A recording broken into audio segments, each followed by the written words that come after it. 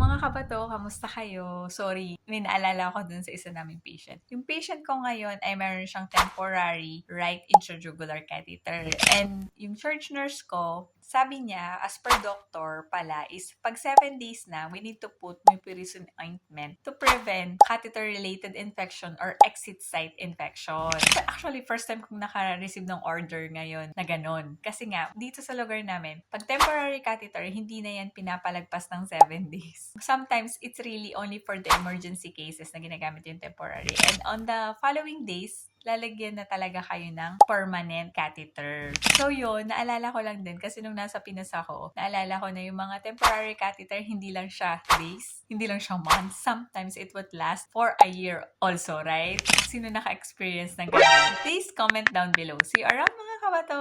Bye!